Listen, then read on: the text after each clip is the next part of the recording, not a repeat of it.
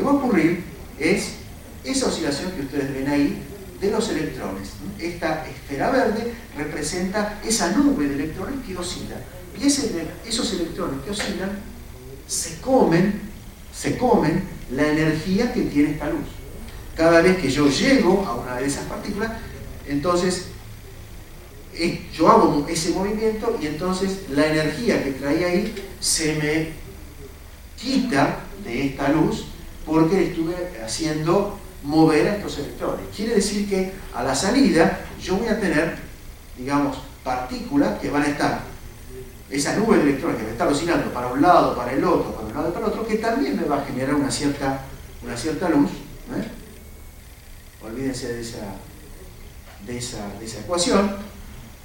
Y lo que va a ocurrir es esto: sobre una partícula yo le hago incidir luz, y entonces esos electrones que se mueven me van a remitir esa luz en todas las direcciones, dependiendo del tamaño. Pero si yo me vengo acá, de este lado, y me pongo donde está este detector, voy a mirar la luz que me llega directamente y que me fue traspasada a través de esta partícula.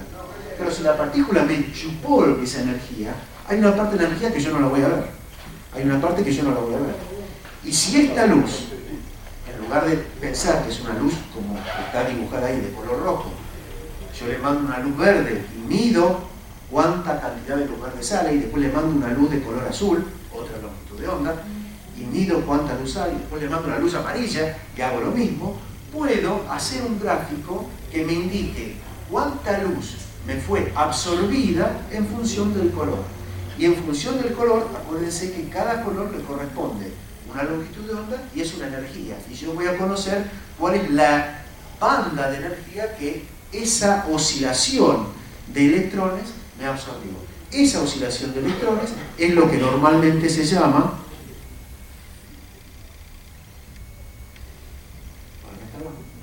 plasmón.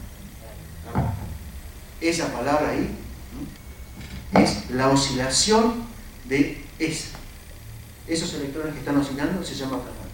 Y esa oscilación es como cuando ustedes tienen un resorte y a ese resorte le agarran, le anclan, de un lado lo anclan a una pared y del otro lado le ponen una cierta masa.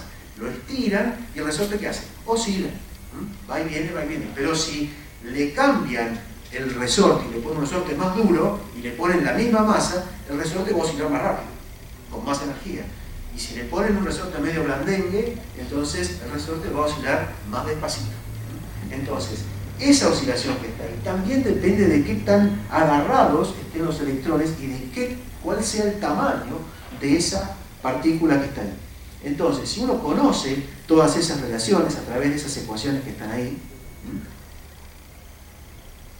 uno puede obtener unas curvas que simplemente, no le hagan caso a los nombres, en el eje vertical estoy graficando cuánta energía se me chupó de la luz que incidió, y en el eje horizontal estoy graficando los distintos colores en longitud de onda que estoy haciéndole pasar a la partícula. Acuérdense que este número 400 le corresponde al violeta, el 500 le corresponde al verde, el 600 le corresponde al amarillo, el 700 le corresponde al rojo, y estos números 800 y 900 ya corresponden al infrarrojo. Entonces, fíjense que esta forma de campana, este pico que tiene acá, esta curva, me está indicando que para estos colores, para esas longitudes de onda, esos colores, hay un refuerzo de la absorción. Quiere decir que si yo envío a una partícula de 60 nanómetros de diámetro una longitud de onda de 650 nanómetros, que es por ejemplo este color, ese color del puntero, entonces en ese caso la partícula me la va a absorber toda. Pasa, la luz llega a la nanopartícula hace lo que tiene que hacer, hace oscilar los electrones y me come la luz. En cambio, si tuviera un láser de color azul, no tiene esa cantidad de absorción y voy a tener entonces otra cantidad de energía absorbida. Estas son características que, por ejemplo, el oro en este caso no tiene en el caso de, por ejemplo, un anillo o una moneda de oro. Esto, si uno hace este gráfico para un anillo no va a existir, ¿no? Entonces, fíjense que dependiendo del lugar de la longitud de onda donde está este máximo, yo podría ver cuánto vale el tamaño de la nanopartícula. Hay una relación entre la posición de ese máximo y el tamaño de la partícula. Quiere decir que esa correlación la puedo usar como una calibración y puedo en algún momento decir, bueno, si yo genero una curva y la puedo medir con un aparato, si veo en qué color, en qué longitud de onda está ese máximo, voy a conocer cuál es el tamaño de la nanopartícula.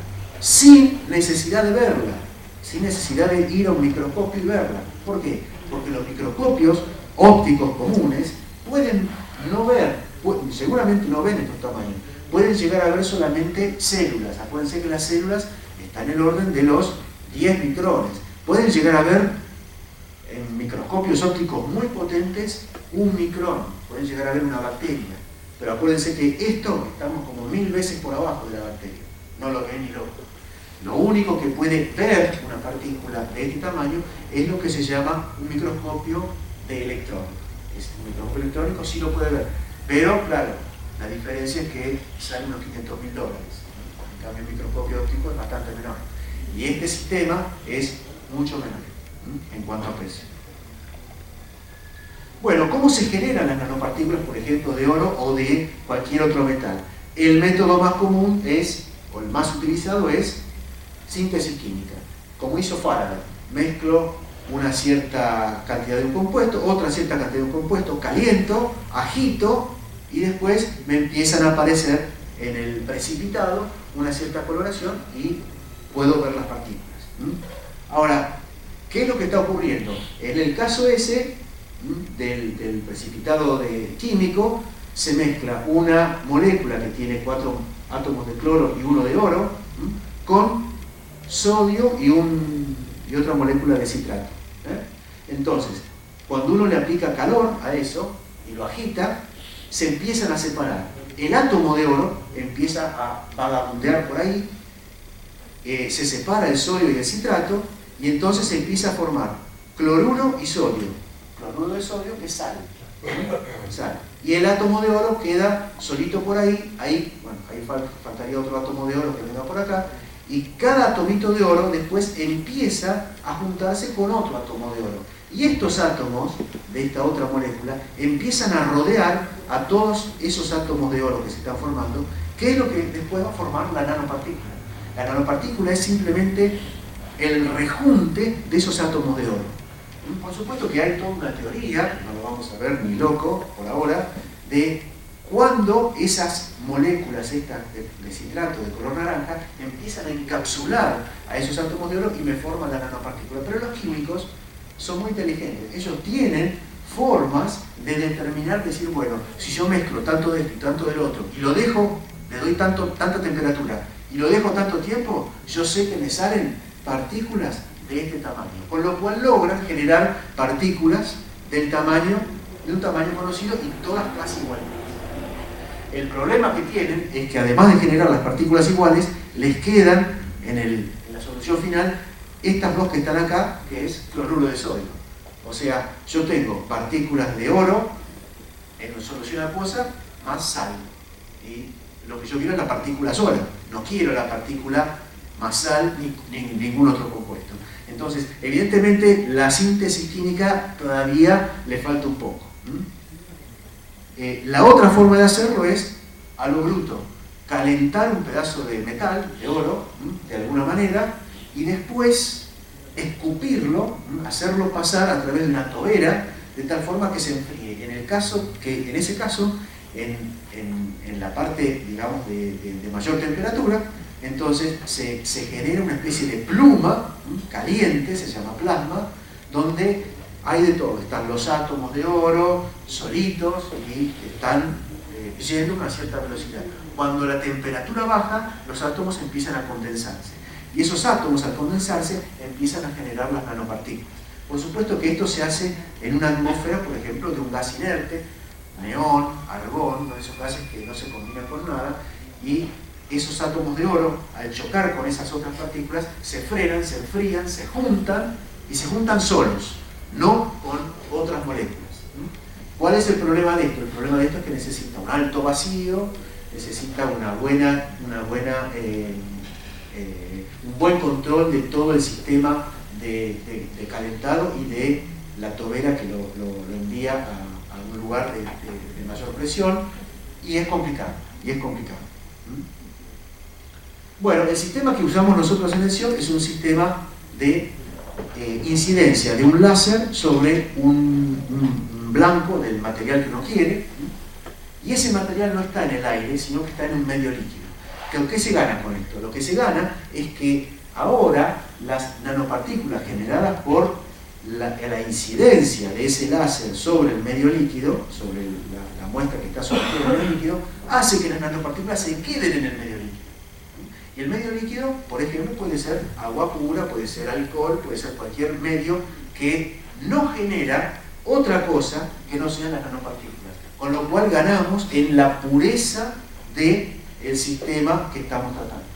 No solamente ganamos en pureza, sino que además, en lugar de poner un pedacito de oro, un pedacito de cobre, un pedacito de plata, podemos poner lo que se nos ocurra. El láser puede incidir sobre lo que se nos ocurra y puede generar ese tipo de partículas. Lo que se hace es hacer incidir un láser a través de distintos espejos sobre el material, y este material lo que hace es moverse, digamos, a una forma determinada para tratar de incidir el láser en distintos lugares. Lo que ocurre es que al hacer incidir el láser se produce una pequeña explosión que también genera una especie de pluma, que si todo esto está sumergido en un cierto líquido, estas nanopartículas que se forman ahí se van a contentar y se van a quedar formando una suspensión de partículas ultrafinas dentro del líquido. Entonces, lo que uno tiene después es un líquido que contiene distintos grados de concentración de esas nanopartículas. Se pueden usar láseres de pulsados de alta energía, donde, dependiendo del ancho temporal de ese pulso, puedo tener partículas más grandes o puedo tener partículas más pequeñas. Este es el láser que usamos, el láser realmente está ahí, el que genera los pulsos. Esta es la parte que amplifica los pulsos y hace que el pulso sea de un ancho temporal muy pequeño y de una intensidad muy grande. Fíjense que la intensidad es tan grande que esta es una visualización de una parte del haz cuando se focaliza sobre el aire y se genera un plasma. Se rompe el aire y se genera un plasma dentro del mismo aire. Y el sistema es ese que está ahí. Oigan, esto vino solo. Bueno, ahí les mostramos en vivo e en directo una filmación de cómo se realiza la generación de las nanopartículas con el sistema láser.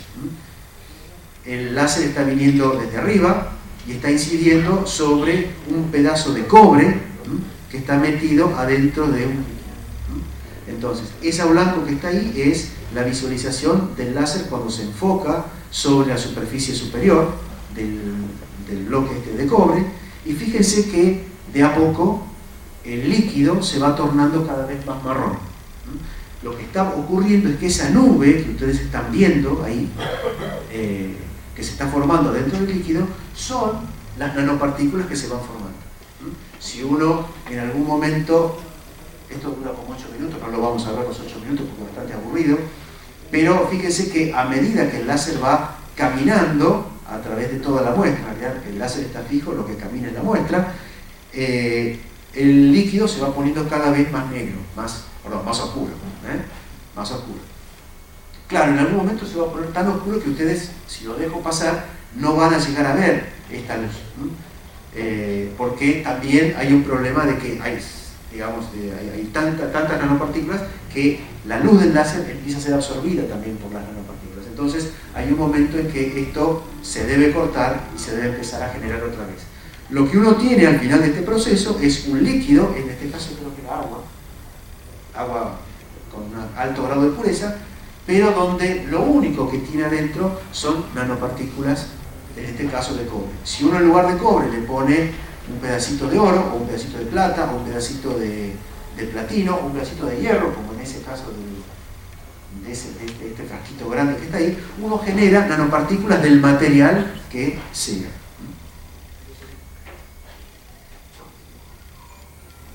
Bueno, ahí están en frasquitos las nanopartículas de los diferentes materiales. Esto es cobre en agua, fíjense la coloración, en verde. Esto es cobre en acetona. La coloración también es diferente porque también, acuérdense que el color dependía no solamente del metal, sino del medio en el que yo metía ese metal. No es lo mismo cobre en agua que cobre en acetona, y esto es plata en agua. Fíjense que la plata, en lugar de ser color plateado, es color amarillo, como los frascos que habíamos visto en las primeras filminas. Bueno, lo que hacemos otra vez es generar esos espectros de cuánto se absorbe la luz en función de la longitud de onda, y ese máximo que uno ve acá y ese máximo que uno ve ahí corresponde a las partículas de cobre en acetona y en agua. Son estos frasquitos y estos frasquitos. Cuando uno aplica toda la teoría electromagnética, toda la teoría que uno conoce, uno puede deducir a partir de la forma que tienen estos espectros el tamaño de esas nanopartículas. Y el tamaño de esas nanopartículas se pueden confirmar con una visión un poco más directa, que es la visión a través de un microscopio. Un microscopio que no es óptico, sino que es un microscopio que permite ver partícula por partícula. Es un microscopio que se llama de fuerza atómica. ¿Cómo funciona ese microscopio? Bueno, funciona, la verdad que el principio es muy sencillo. Uno, imagínense que yo soy microscopio y voy con una especie de varilla que en la punta tiene, en el extremo más alejado a mí, tiene una puntita. Y voy sensando la fuerza, voy caminando por arriba de la muestra y voy sensando la fuerza que las distintas partículas que están en la muestra van haciendo sobre esa puntita. Cuando llego arriba de una de las partículas, la partícula me hace una fuerza sobre la parte externa de esa varilla, y la varilla tiene un pequeño pandeo hacia adelante. Hay un sensor que me indica cuánto vale el pandeo y me dice, bueno, acá estás teniendo una fuerza de tal cantidad que corresponde a una partícula de tal tamaño. Y entonces esa partícula de mayor o menor tamaño son los puntitos blancos que uno está viendo en esa gráfica. Por supuesto que eso se hace pasando esa puntita línea por línea a través de una muestra, y cada vez que se siente una fuerza muy grande, entonces en el software que me indica cuánto vale ese pandeo de esa varillita, se me pone un puntito blanco y me dice, ahí tenés una partícula. Y no solamente me dice dónde está, sino me dice el tamaño. Y esos tamaños están perfectamente predichos por el tamaño que nosotros habíamos deducido a partir de las medidas puramente ópticas. Bueno, vamos a las aplicaciones y ya vamos terminando. Fíjense, eso está en internet, fíjense, cuando uno pone aplicaciones de nanopartículas, le salen 1000 millones de páginas. Pero yo elegí una donde, fíjense que aquí las aplicaciones están divididas por disciplina: física, química, medicina, biología, informática y ingeniería.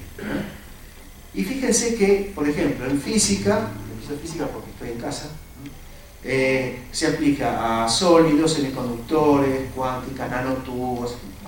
En la parte de medicina se aplica a bioquímica, biofísica, medida de ADN, células combustibles, nuevos medicamentos. Bueno, casi cada disciplina tiene a su vez una subdivisión cada vez más grande de aplicaciones en las que las nanopartículas entran en juego. Por supuesto que describir alguna parte de esto nos llevaría casi otra charla como esta. Pero entonces me metí en otra página y cada vez iba peor. Porque ahora las aplicaciones de las nanopartículas se las puede dividir no por disciplina científica, sino por aplicación en área de la actividad humana. Por ejemplo, en salud, en biomedicina, en textiles, energías renovables, medio ambiente, electrónica, industrial, y cada una de esas tiene cada vez más subdivisiones, y cada subdivisión tiene cada vez más subdivisiones, de tal forma que las nanopartículas pareciera que están teniendo una aplicación y una importancia que va más allá de una posible moda que pudo haber sido tomada en algún momento. Realmente las nanopartículas llegaron para quedarse. Nosotros, por supuesto, no vamos a ver esto, sino que vamos a ver un par de aplicaciones nada más que tienen que ver con la medicina y otra cosa que, digamos, que también tenemos todos los días, que es la parte textil. En cuanto a la medicina, por supuesto que una de las, digamos, aplicaciones más importantes es la parte de la prevención oncológica o del tratamiento oncológico. En este caso, las nanopartículas se usan como vehículos con los cuales yo puedo llegar hasta la célula enferma y aplicarle la medicación que corresponde. Normalmente la aplicación terapéutica normal es la aplicación donde esa inyección, ese delivery de medicina se hace sistémicamente a todo el cuerpo. Y entonces el cuerpo sufre las consecuencias lógicas de una medicina bastante agresiva. Pero si uno pudiera llegar hasta la célula enferma y darle solamente la medicina agresiva a esa célula y matar esa célula, estaríamos perfectos. Y eso es lo que se hace con este caso. En este caso, lo que se hace es tratar de llegar a la célula y matarla de una manera mecánica o de una manera térmica, induciendo una mayor cantidad de calor. ¿Cómo se hace eso? Bueno, se inyectan, se generan partículas que son huecas es un decir, digamos, es una especie de bolita de vidrio que tiene alrededor una capa tipo cebolla de un metal, en este caso es oro. Esta partícula, que tiene esta forma, se llama estructura de núcleo cubierta. El núcleo es vidrio, y la cubierta es oro, también puede ser plata. Tienen unos espectros de plasmón que depende del espesor de esta cubierta de oro. Cuanto más pequeño el espesor, ese pico, esa absorción, se corre más hacia el infrarrojo. ¿Por qué quiero yo correr, digamos, ese pico hacia el infrarrojo? Porque cada vez que yo quiero meter luz en el cuerpo, debido a la dispersión que tienen las partículas del cuerpo, el infrarrojo es el que menos se dispersa, el que va más derechito al lugar donde yo quiero llegar, dentro del cuerpo. Entonces, necesariamente tengo que tratar de trabajar en la zona del infrarrojo. Esta partícula tiene su resonancia, su mejor comportamiento en la zona del infrarrojo. De tal forma que si yo en el torrente sanguíneo inyecto estas partículas, donde además estas partículas se le hace un tratamiento para que esta superficie externa tenga unos... Perdón, no hay químicos, espero que no haya químicos, así que voy a decir unos pelitos químicos, son unas moléculas, como si fueran pelitos, que se enganchan preferentemente en las células cancerosas. Entonces estas partículas llegan preferentemente a las células cancerosas y se anclan en ese lugar. Las células sanas no tienen ese anclaje, porque las células sanas no generan una enzima que sí generan las células cancerosas, que son reconocidas por esos pelitos, esas moléculas, que son moléculas largas, que se les pone acá alrededor. Entonces, cuando esta partícula llega a la célula cancerosa, queda en ese lugar, preferentemente respecto de las otras. ¿Y qué le hacen después? Bueno, si uno a estas partículas, les hace incidir una luz que coincide con esta longitud de onda, con este color, entonces la partícula va a absorber mucho esa longitud de onda. ¿Y qué hace cuando absorbe? Se calienta, aumenta su temperatura. Y al aumentar su temperatura, y ese aumento de temperatura no es pequeño, empieza a destruir térmicamente esas células. Acuérdense que las células del organismo se destruyen a partir de los 42, 43 grados. Por eso cuando tenemos temperatura y llegamos a 39, 40, 41, el médico dice, no, bajala porque te va a empezar a funcionar mal las células de todo el cuerpo. Entonces, ahora sí lo que queremos es aumentar la temperatura a esas células, a las que están de color rosado, no, esas son las buenas. Entonces, anclando estas partículas solamente ahí y calentándolas, se logra destruir. Estos no es solamente una prueba de concepto, sino que se han hecho pruebas no en humanos, sino en ratones. Y sí se destruye. Normalmente esto se usa para cánceres de tipo piel o donde la luz pueda llegar más o menos rápidamente. Lo otro es al revés, es decir, bueno, yo quiero llevar el medicamento oncológico al lugar exacto y no desparramarlo por todo el cuerpo. Entonces, en ese caso lo que se hace es, se inyectan en el torrente sanguíneo unas partículas que no son esferas, sino son como pequeños bastones de oro, que también, como tiene la superficie, el nombre es funcionalizada para que se anclen, para que reconozcan las células cancerosas, quedan ancladas en las células cancerosas. A raíz de eso, después de eso, una vez que quedan ancladas, se inyecta en el torrente sanguíneo, después de 48 horas, otras nanopartículas que no son metálicas, sino que son partículas biológicas que contienen el medicamento que uno tiene que llevar. Y esas partículas reconocen, buscan dónde están estas partículas de oro, se quedan ahí, y en ese momento que se quedan ahí, reconocen que están en un ámbito donde están las células cancerosas y liberan el medicamento solamente en las células cancerosas. Entonces, esto es el depósito localizado del medicamento, lo que se llama drug delivery, ¿no? Un delivery no de motito, sino no que te lleva la pizza, sino que te lleva la droga solamente al lugar necesario. ¿Okay?